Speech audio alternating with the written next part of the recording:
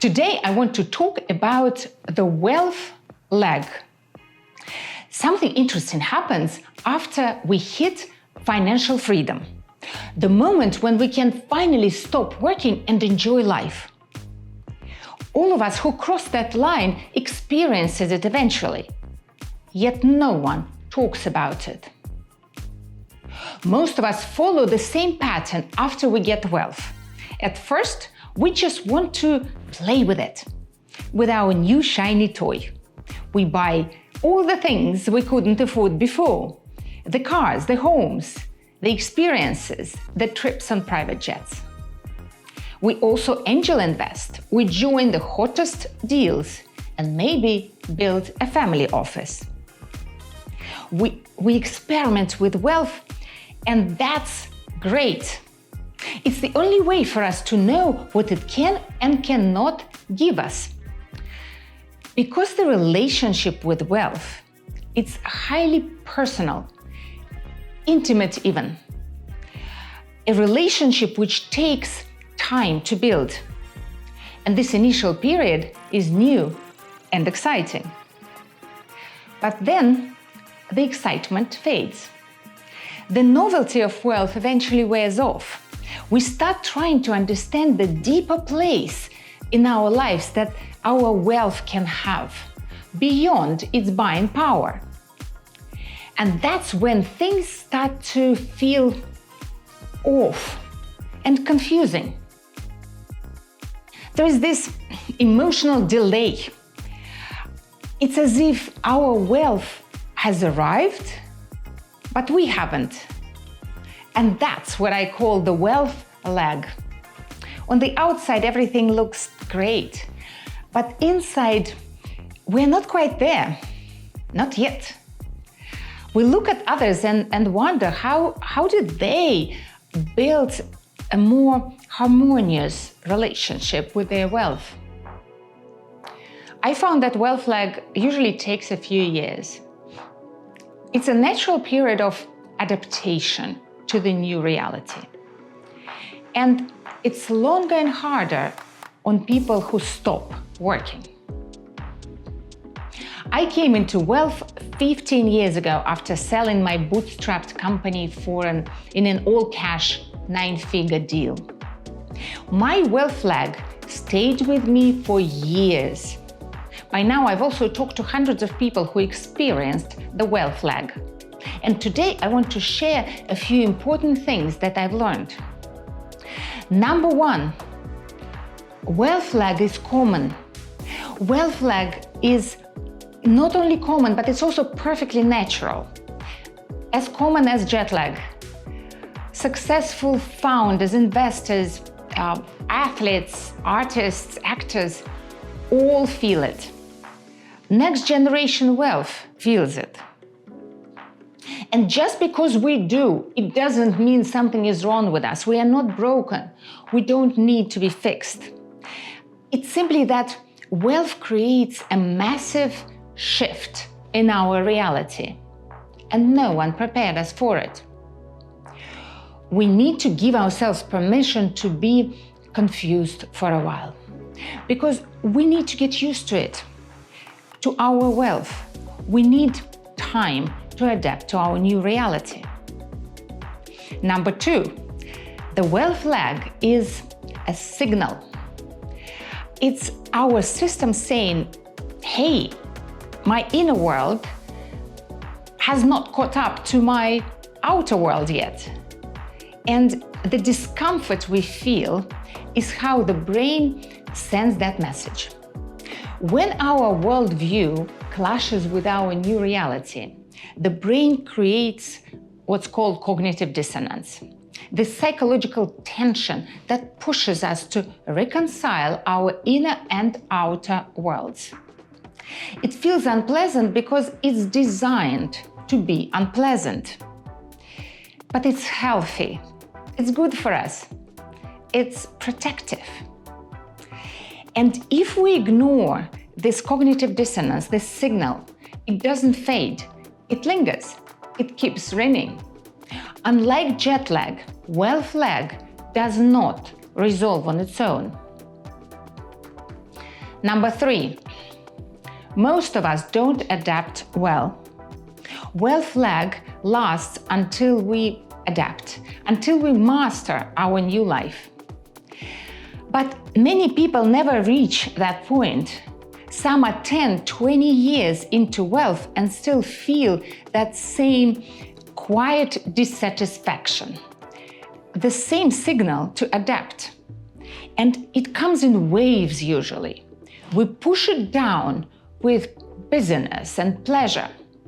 But the moment life gets quiet, it returns. And it's natural, but dangerous. Because every time we try to soften these discomforts with pleasure, it's like giving into jet lag. It only extends the lag. And comfort can be seductive in a way nothing else is. It becomes this unseen, gentle force that slowly suffocates us. Over time, it forms a web of habits of ease and consumption. It traps us without us noticing.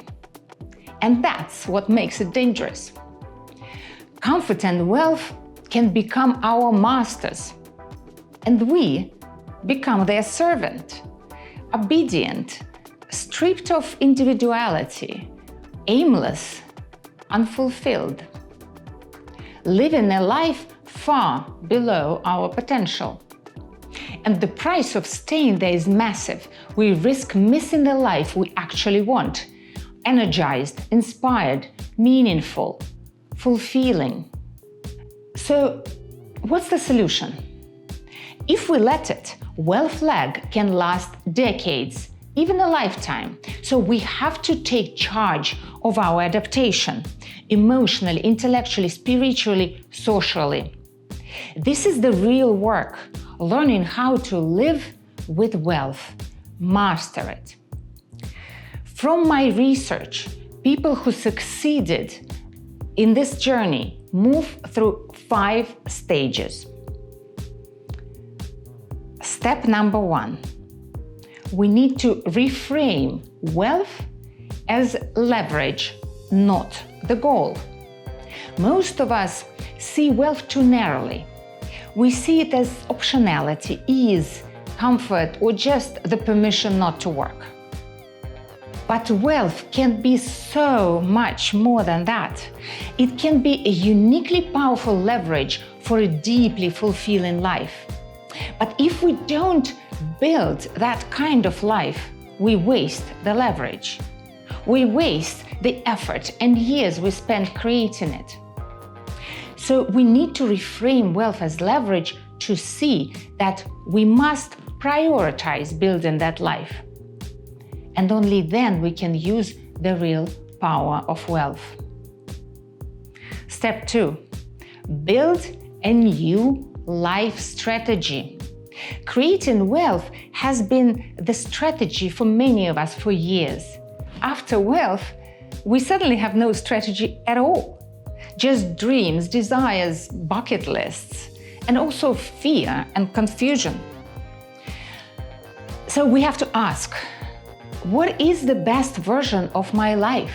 One that feels fulfilling and truly mine. The problem I found that most of us have no idea what fulfillment actually is and how to create it.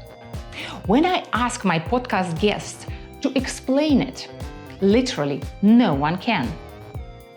Yet the path to fulfillment is universal and proven by science and millennia of human experience. No need to reinvent the wheel. Once we understand how fulfillment works, we can apply it to our unique personality and circumstances. And yes, it's easier said than done, but it is absolutely doable. Enough people in similar situations like ours have done this very successfully, and we can learn from them. Step 3. Learn the new skills and tools. To succeed after wealth, we have to upgrade our mindset and our skill set.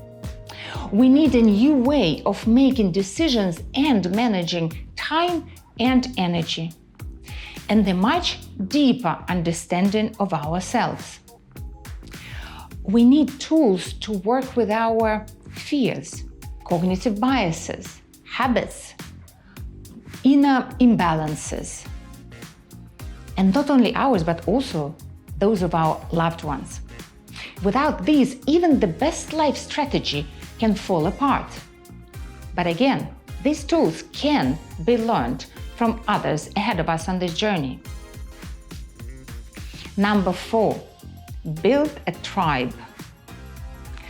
Our tribe defines our direction. Always. Humans are tribal. And the fastest and most natural way for us to learn is from our tribe. Spending time with people who are already living well in the post-wealth reality. The most common mistake I found the newly wealth make is surrounding themselves with others who are also stuck in the wealth lag. It feels comfortable, safe, we can easily relate, but it locks us into stagnation.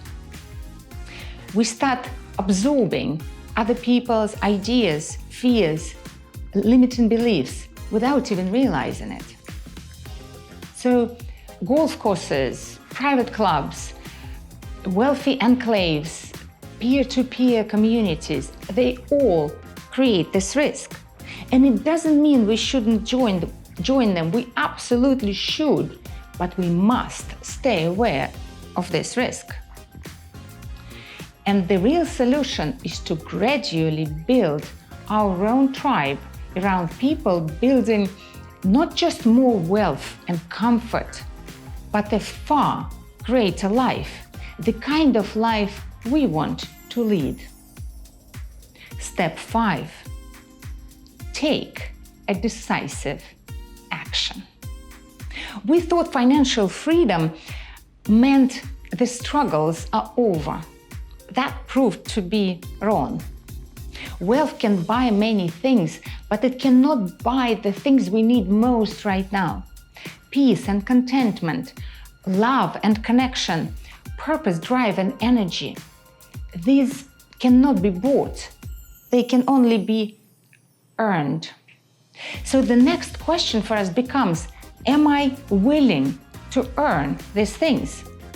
And if the answer is yes, then we must step out of comfort and build the best version of our life. Wealth can help us enormously in this process, but only if we resist its soothing, suffocating pull. This is not easy, but it works, and all of us can rise to that challenge. What I found we lack is not ability, it's clarity and conviction. And that is my mission, to help build that clarity and conviction by sharing the real-life stories, the patterns, the tools I've discovered across hundreds of post-wealth lives. My podcast, videos, articles, they'll always be free. Knowledge should never be the barrier. But taking action, that part is yours. No one can do it for you. Together we can break out of the wealth lag and into a life that is content, yet full of energy, joy, and excitement. A life that feels truly ours, truly free, meaningful to us and others. A life worth living.